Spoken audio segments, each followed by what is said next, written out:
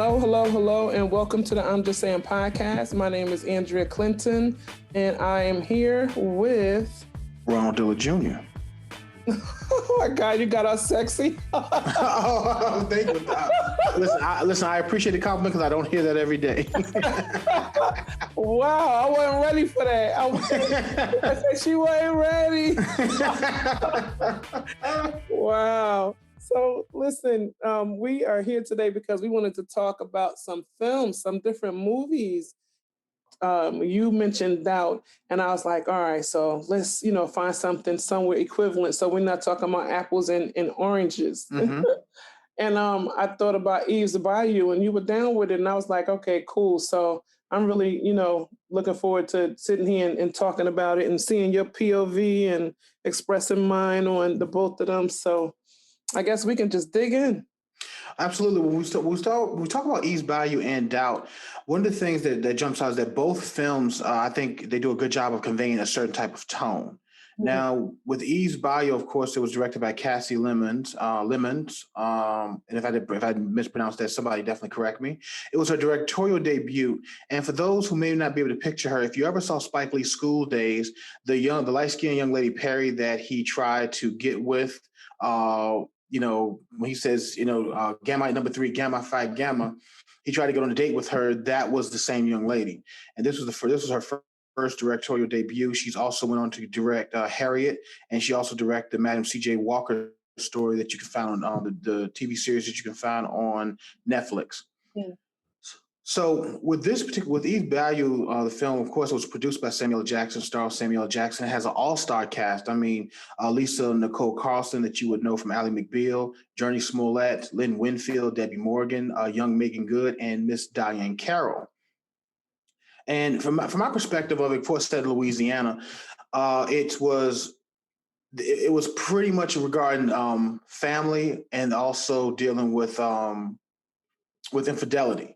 More so the effects that infidelity would have, I believe, on the family, because you see it really early on at the party when the daughter catches, Samuel Jackson in there messing around and then trying to convince her that it wasn't what you saw. And then you just saw a lot of that going on. But let me ask you this question. That's my kind of take on it. But do you think it's a combination of things? Do you think it's a combination of kind of life in Louisiana or just a family set in Louisiana? What do you think?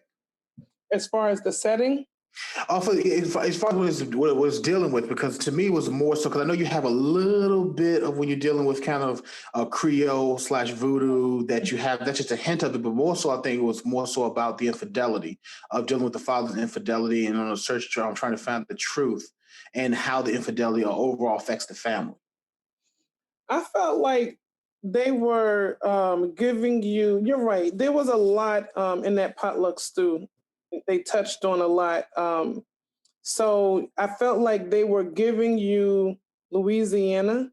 Mm-hmm. I felt like it was light in some areas, like just enough, and then a little heavier in other areas, and probably more so heavier when it came to like sex and the infidelity. I know that this film, at the time that it came out, it had a question marks like all over it. And especially people wanting to know, like, okay, where are you going with the sex thing? Because, you got children involved with the sex thing. And that was like different and unheard of. The only other time that I ever saw it that it made my hairs raise was when A Time to Kill. Yes. Yeah, that was, And so I think, when you bring sex into the picture and then you have kids there, it's uneasy, especially somebody like me that's, doing projects on, human trafficking. But I think the environment they were trying to introduce us to was what they felt, the writer felt, and the director evidently agreed with, was Louisiana at that time. Maybe there was, and don't forget, class plays a lot here. And this was in 1960s. It was set in 1960s, definitely. Mm-hmm. But class plays a lot here. Mm-hmm. It's not even just the setting; it's the time. It's the it's they weren't poor. You know what I mean? Mm-hmm. That's correct. They're not by a long shot. They look like they were born into some kind of money of some facet. It's hard to say because, just because someone has a house and a big house down south doesn't mean anything, because the cost of living is much cheaper. if Mm-hmm. if you have a trade, you can kind of maintain, And Mm-hmm. so that's what we see there. We see a house that looks like it's been in their family. Who knows if it goes back to slavery or after or whatever. But we even get the impression that his father was somebody who was doing something and kind of Mm-hmm. had him set up because he went to school to be a doctor. Yeah, he was a well-respected doctor in the town, absolutely, and it could have been those earlier resources that allowed him to go and make that transition and be successful at it. The daughter, she messes around in the hoodoo stuff. The mother doesn't seem like she too far from it, but she doesn't seem like she has the gift, but she definitely respects it because, Mm-hmm. tells them like, no, when she tells you, when one of them tells you, you listen. So I don't know. It's so many things that point to so many things that I don't know. I feel like they wanted to introduce us to the world. I'll be perfectly honest with you. I think the reason why I'm kind of in my head going in circles and it maybe even coming out that way is because you made me think of something. I got a flashback of what my professor used to always say: Mm-hmm. have a major point and then have a sub point, and Okay. and then that's it. Don't have too many points up in there because if you do, people are looking at too many things and they may miss something important about the main point. And so I don't think that I'm not saying by any means that she has so much going on or whatever. I'm just saying that I believe when you stick to naturalism or realism, you're going to Mm-hmm. get the real stuff. And when you get the real stuff, sometimes it can be complex. And I think it may not be complex from someone who's from there. They'll say, "Oh yeah, that's just how it was."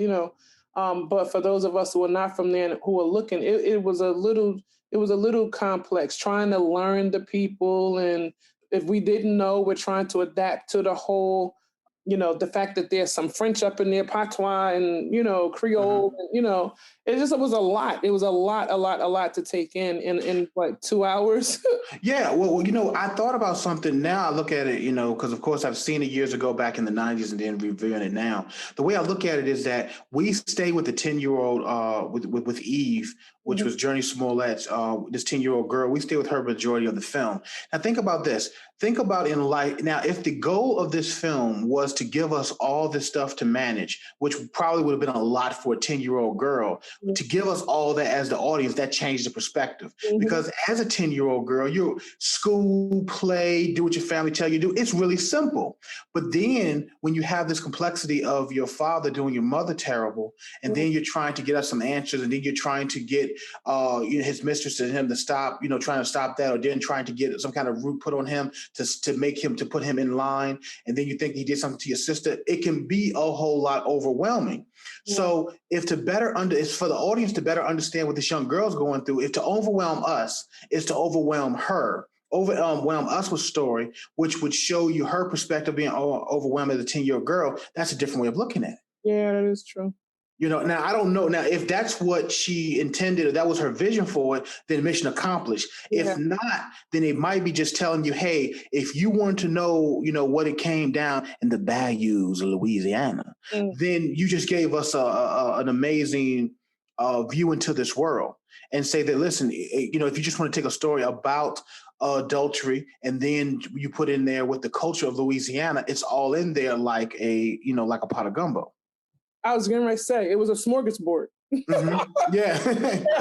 if we were able to put our finger on one thing and say, yeah, I know that, then we could be learning about one or two others. You know what I mean? But it was a lot of things. And then if you're not from there or from the South or have family there, you may not know about a lot of the things. So it was taking it a lot. So you're right. If that was the intention, but I was gonna say if that's the intention, then yeah, she accomplished it. But then I had to think about it. The girl is from there. So a lot of those things are given, even at her age. You know what I mean? And then she's going through puberty. She's really her body's starting to change, and we're viewing her deal with that while dealing with her father, while understanding that it wasn't, because of course when she sees her father in the bar in the beginning of the film, and then he says it wasn't like that, she gets instant relief and she's happy. Yeah. But then she starts to get this evidence that's overwhelming to suggest the fact that he's not telling the truth, and she doesn't want to deal with that because it's her father. She just wants her father and her mother to be happy as any 10-year-old would want.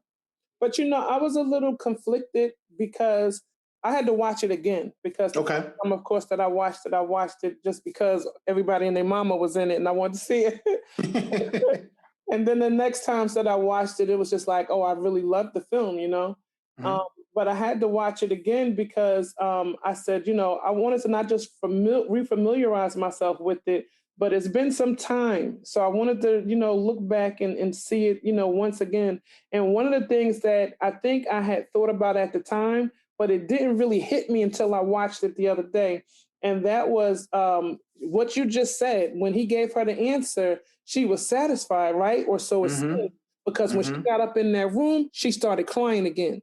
Yes. Her sister said, "What's wrong with her?" And I got confused. I was like, "But wait a minute." She just accepted what the father told her and was, you know, talking and laughing. Do you love mama? And he said, of course. And, you know, and she seemed to accept it. But then I said to myself, one, did she read him and we just didn't know it? Or did she not believe it, but she loves her dad, so she just went with the flow? Because Mhm. that's what made Cicely make up the whole story about what she actually saw. Mhm.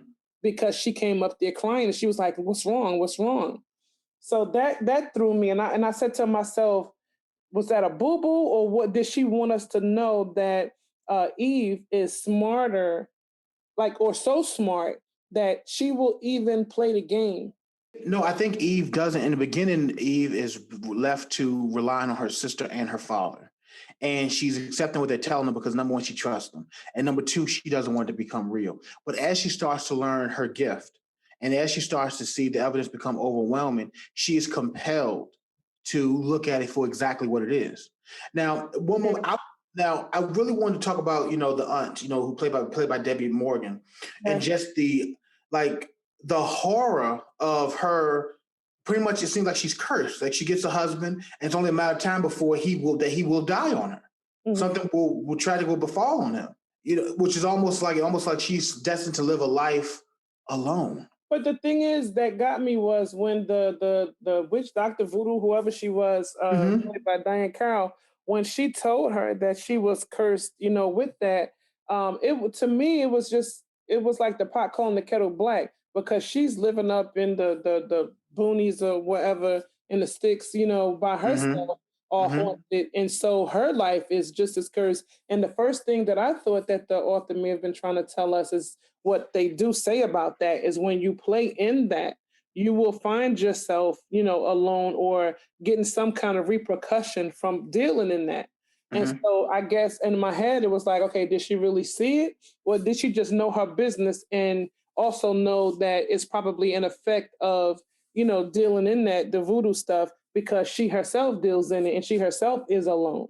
No, I think that she definitely knows her stuff, and I think that the way I internalize that is that saying if you want to get into something, be careful what you get into because there may be repercussions. Because Yeah. whether it's anything, whether it's voodoo, whether it's you call it black magic, whether it's getting with I'm gonna go left field, whether it's a gang, whatever it is, you might look on the outside saying, "Man, I want to do that," but Yeah. do you really know what you're getting into? And it's a good way of looking at saying make sure you know what you want to get into before you get into it. But in this situation with Jurnee Smollett, she has this gift, and so I want to ask you about that. Because she basically listened to her, to her sister, and then she sees herself what actually happened that night. What I'd like to know is, do you feel like what she saw was the truth when you saw that her sister basically tried to kiss her father, or do you feel like that she is her eye is jaded? So we just gonna jump right in there, huh? Yeah, yeah, you Yeah, know. because that is a huge situation there. I've heard arguments and different podcasts and interviews and Mm-hmm, reviews about that for over the years. mm-hmm, I personally feel the writing is on the wall. I don't feel like everybody seems to be like, no, you know, the daughter really did, you know, try to kiss him, mm-hmm. and or vice versa. No, that's what it was. He really was a perv and tried to. Come on, it was spelled out for you when she held her. She gave her hands. So actually, she reached her hand out like, "Give me your hand. Let me see for myself." And when Mm-hmm. she did, she saw for herself that the sister had lied, that the sister had sat on the father's lap. She misconstrued their relationship And, Absolutely. yeah, and trying to be grown, which at that age, people, a lot of girls usually do. And she had that perfect relationship with her father. So having that perfect relationship, probably knowing he's a slut, because I'm sorry, in my brain, I feel like the older sister knew. And Okay. because even when they were dancing, remember the older sister cut in? Yep. Like, you ain't, mm-mm. Yeah, it's like, almost like this my man. Yeah. Yeah, like, and even if not so much my man, no, it ain't going down. And so, but the thing is I think, with her, because remember, she went and got her hair done. She started like trying to push it up, like being grown. I just think that she was at a confused moment. And that's why she did, she took liberties and did what she did. But when she held her hand, you literally saw what happened. Sissy sat on her father's lap. And, the father thought it was a regular, typical, whatever, because you notice she was on the end by his knee. She But then was. she linked in and she kissed him because she probably, again, had her wires crossed, thinking he's home, trying to be like her mother. Because she, at that age, girls like to, go against their mother. I'm grown, I'm tired of you telling me I do what I want and all of that kind of stuff. And she had it out with the mother. So everything kind of fit into that situation with the mother-daughter. And now and the daughter thinking she is grown as the mother. And this was just, to me, another level of it. And again, Eve saw it and we saw it through Eve's point of view when she held her hand. And then when she kissed him, he slapped her on the floor like, no, what are you doing? I ain't that drunk. What the heck are you doing? Absolutely. Now, let me ask you this question. Do you feel like it would have been a better argument for people or be either to accept it if he had been the stepfather and not the father? Because the father's a hard pill to swallow, but if it was a stepfather, what do you think? How do you think that would have changed the dynamic when you think about the arguments that you heard over the years had it been that situation? Well, it would have been bad to me because a lot of times when men try to do stuff to kids, they always say she wanted it. So but I mean, but even with Eve seeing in her eye, I think that I think that the reason why this when you talk about the arguments that you heard over the years, it's hard to accept a daughter wanting to kiss her father. Now, but if it was a stepfather and she looked up to it, which she could have had a crush on, I think it's easier for people to accept that would have went down. But because it was the father, and particularly because people had never seen nothing like that, it's instant rejection. Does that make sense? Yeah. So it's easier to believe that he would want to touch her than she would want to touch him. Yeah. But it's so weird, Very weird, very weird. Yes. Having been a little girl myself once, I know how the mind works. And a crush is a crush is a crush. You see what I mean? I don't even think she had a crush with her father. I just think she was in one of those moments when she just thought she was grown. I mean, like if there was a little boy in the picture that lived next door, she probably would have liked him. But heck, they was way out in the boonies. Well, I don't know because here's what I'm looking at it from. Samuel L. Jackson was very well respected. People praised him. People admired him. Women looked toward him. It's pretty sure that the Lisa Nicole Carson character was probably Maddie. It's pretty sure that she probably was just an example of what other women desired him in that town, right? And the one that was in the bed. Exactly. So when you look at that, that's an embodiment of that. That could have been maybe another 10 women in the town, right? So if that's the case, he seemed to have that thing that ladies wanted, right? He seemed to have that appeal. So the question now is that does that appeal happen to his own daughter? Because she could have been confused, but in my opinion, the film suggests she wanted her dad. Or did I miss something? I don't think she wanted him because I don't think she knew what wanted him is. I think okay. The other women wanted him because they wanted him to to put it in another way, they wanted him to tickle their fancy. I don't think she knew nothing about that. I think that okay. Do you think because she saw so many women design her father, now she's looking at him too? No, I don't think that. I think that she just was trying to emulate her mother. He comes home, he kisses the mother. You remember he come home, the mother. That makes sense. Yeah. The mother sends her off to bed, and then the mother stays downstairs and talks to him. And so I think she just was doing that. I think she just did it too far. When it went more than a peck, that's when he came out of his drunkenness, like, whoa, And I don't think it would have been more than that. I don't think she would have tried to touch him and feel him up or anything crazy like that. I don't think that was that at all. Okay, now let me add this to it. If that's the case, if she didn't, if it was just imitating her mother, why be so protective and cut in on the dance? If that's the case, why make all those excuses for him? Like, think about it. It looked like she was claiming her property when she said, "Okay, you're dancing with him. No, I'm gonna cut in," and then no, you didn't really see that. This is what's going on. But then there's also the younger sister saying, um, oh my God, I lost my thought just that fast. That's okay. There's also the younger sister who was telling her that, remember she said to the father, "Why is it that you dance with everybody else except me? And why is it that when you dance with when you come and you dance with Cicely and not with me?" So I don't know. I don't think that I think when she broke up the father from dancing with the other women, it wasn't to claim her territory or her turret. Okay. Because don't forget, the mother is standing over there, and which baffled me. The mother standing over there, and she's like watching him dance with the other women, and she's smiling and laughing like, "Oh, we're just having a good old time." But in my head, I'm like, if you know he's like a little slut, why are you cool with? I would just be like, okay, fine, you do a little dance, but then back off. But she's cool with it. So I don't know. I don't think that Cicely is. I think it was just something to do. Because honestly, I think even the younger one would have done it if she would have thought about it. I think she would have came and cut in. And matter of fact, I think she did. She cut in and offered the woman chocolate. Well, I think that Lynn Whitfield's character was a wife who speculates. I think she speculates things happen, maybe even knows and hopes it doesn't, or just stays silent. No, she knew.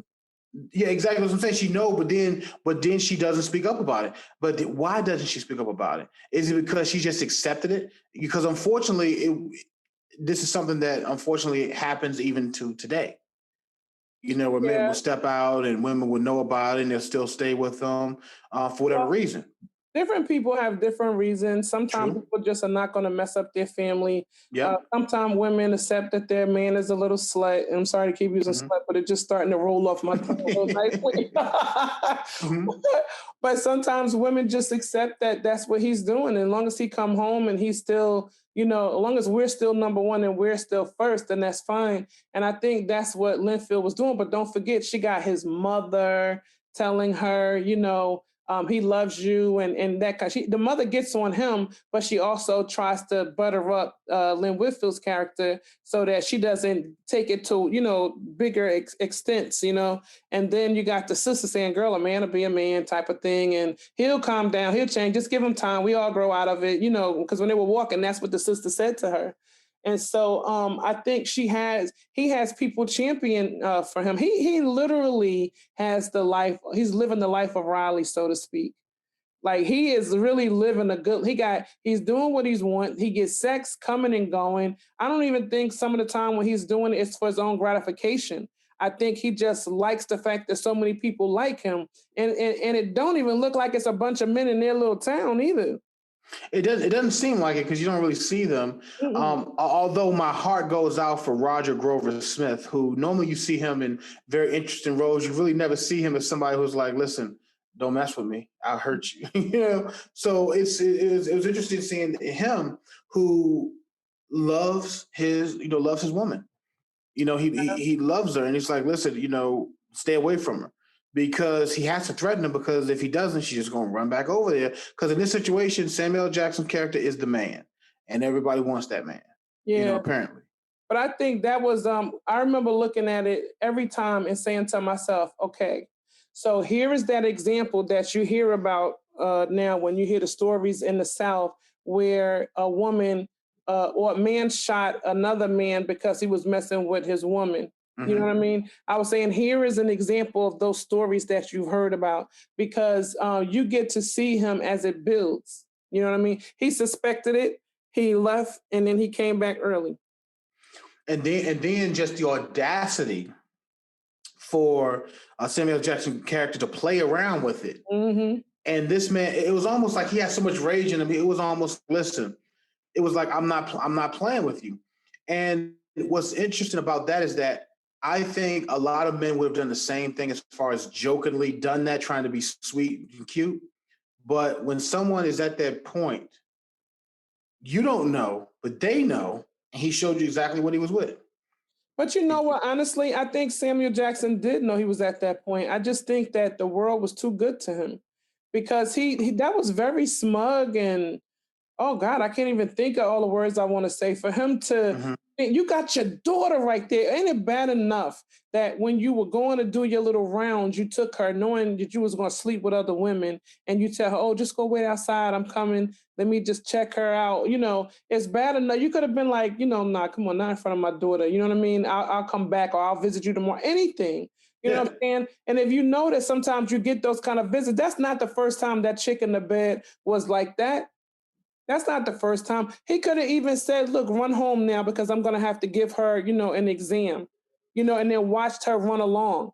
You know what I'm saying? Anything. Yeah, he could, but well, this is the thing I want to ask you about that. Do you feel like, because of course a curse had been put on him? Do you feel like that was the curse, or do you feel like this incident happened before the curse could even work itself out?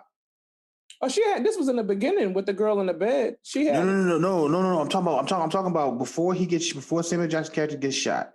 Remember, they found out that the curse had been put on her father, which is what she wanted. And she wanted to get a voodoo dog or whatever have you, so she could, she could seek her justice. But she was informed that the curse had already been put on her father. So Mhm. do you feel like the curse, that him getting shot was a result of the curse, or do you feel like that happened before the curse could actually get set in and work itself out? No, I absolutely believe it was the curse. Okay. Yeah, I Okay. do. Because don't forget, she was getting all kind of like feelings and visions and things Mm-hmm. anyway.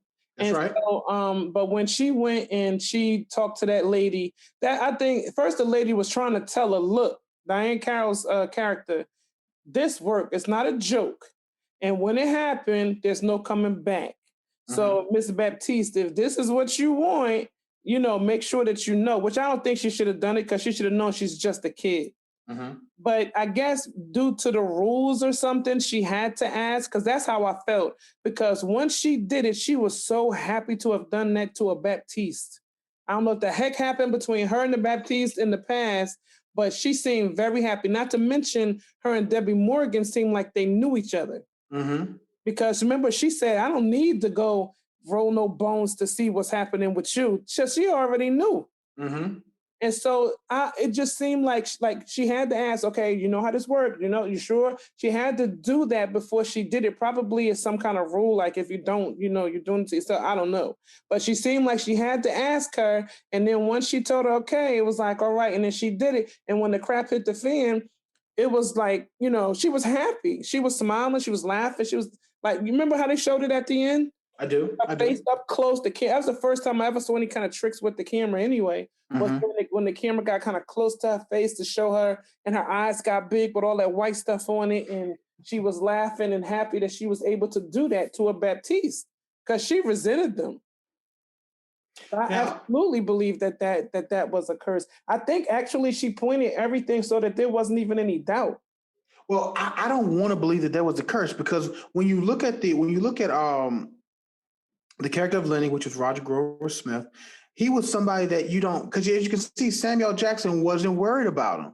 He didn't take him seriously. He really didn't. But when you think about that character, the way he was set up, he wasn't somebody that you felt like was going. If him and Samuel Jackson got in a fight, you won't picking Roger Grover Smith. You picking Samuel Jackson, number one. So he didn't worry about him too much. I want to believe that this man was just like, you know what? This is how serious I am about my woman, and I'm tired of you sleeping with her. It was a jealous rage, or just rage. Mhm. But was I into think the he way it had was it. done, huh? I think he had it. I think he had the jealous rage and everything, but Definitely, definitely. I think the voodoo put the rage in him more than what it was because he didn't know for a guaranteed fact if they had ever slept together. He just knew that there was something. And just No, I think he knew. I think he knew in his mind. I think he had been. I think that. Well, this is what I think. I think that there have been rumors, even though it doesn't yeah, suggest that's what they anything. said when he came Yes. home. When he came home, he had been hearing, so he came home early. And when he did, he didn't see her home, and he had heard that she would be up in the bar with him. So he came to the bar. But that's different than walking in on them. That's different than somebody saying I actually saw them having sex. You I know what don't I mean? know. Think about it. Think about guys that you know, right? And think about how some of them, how they look at a woman, or how they talk to them, how they like. Think about if you went to a bar and your man was in there, and he was a little bit just too close to this woman, and he talking to her, and he's looking at her. I'm talking about looking, and you just see that.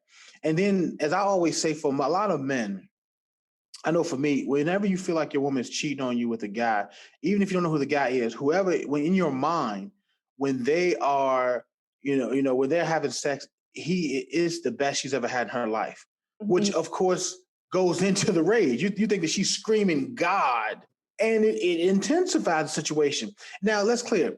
Samuel L. Jackson character, he was a smooth SOB. Okay. Mm-hmm. He was, and he felt like he was the creme de la creme. He was the top of the notch. He had that arrogance all over him. So add that arrogance plus with another man's woman, plus at the bar, it's not good.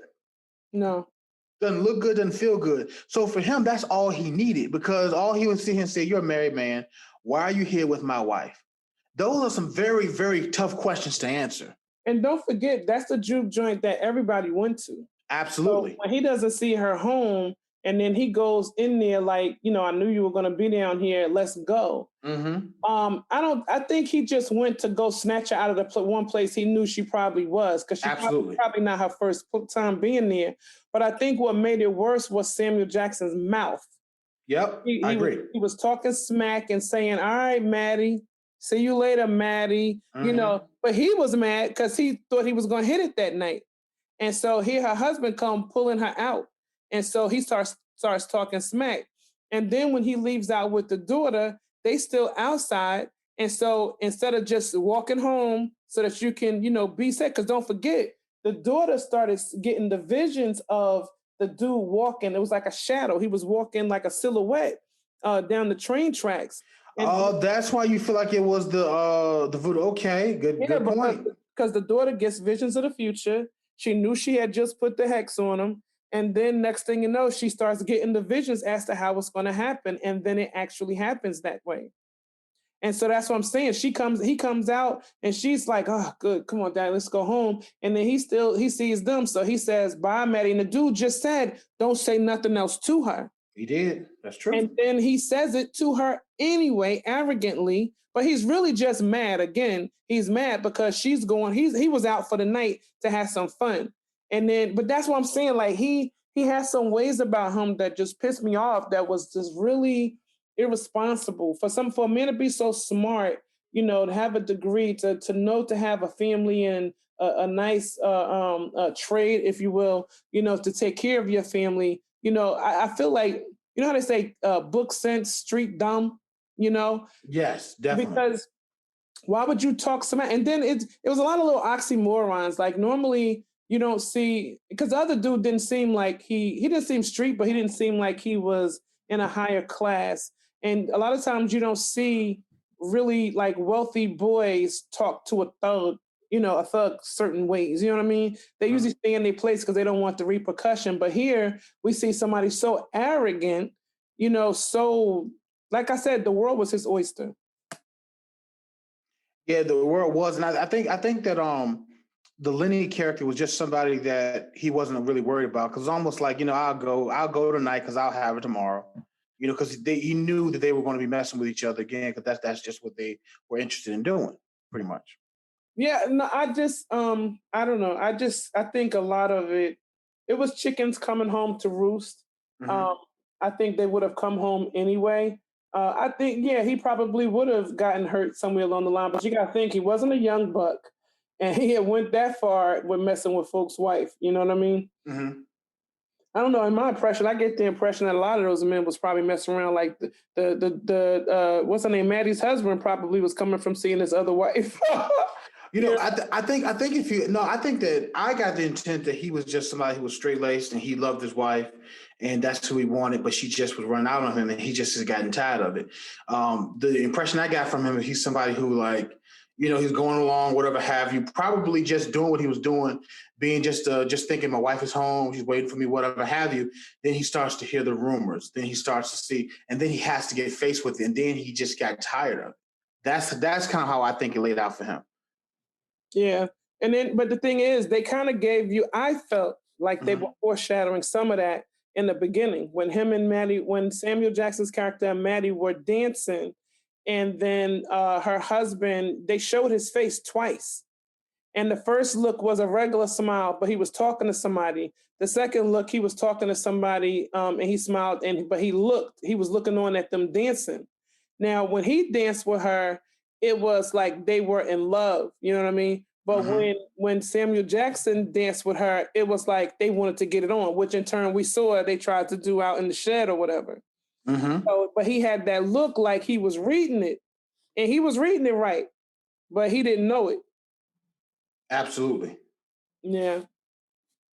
Yeah, for me, I think that when they saw that look early on in the film when he was dancing with her, to me, it was a look almost like, okay, what's going on here? Where I think he still wasn't 100% sold, but he felt like there was something that was going on. No, I agree. I absolutely agree. I wanted to talk about why can't I think of Debbie Morgan's character? Debbie Morgan played Aunt Moselle. And Moselle. Mhm. Um, I was just okay. So one of the things I wanted to point out, not a big point, but they always say people who give visions of the future. Um, they say that there's usually one person in every generation. So I thought that was very well thought out because in Samuel Jackson and his sister Moselle's generation, it was her, and then in his kids, because Moselle didn't have kids, but in that next generation, it was Eve. So I thought that was played out. And then by the mother saying, no, when people get visions, you should listen. I felt like, that was her saying because I know because we had one in our, in our generation or whatever. So that's just a little thing I wanted to point out. Um, as far as her life, I don't think necessarily that she was cursed to, like the woman said, to where she couldn't have men, unless, like I said, it's some kind of unspoken rule when you're messing around with the dark stuff. But otherwise, I think it was her intentions and her choice of men. Now, I felt like they did a very excellent way of making you double think that because she had good men. She didn't have like dogs. You know what I mean? Mhm. She had good men, like even the one who was drunk in the car. You could tell they was just talking smack, him and Samuel Jackson's character, but they really loved each other. They just was feeding into the whole drunken talk thing.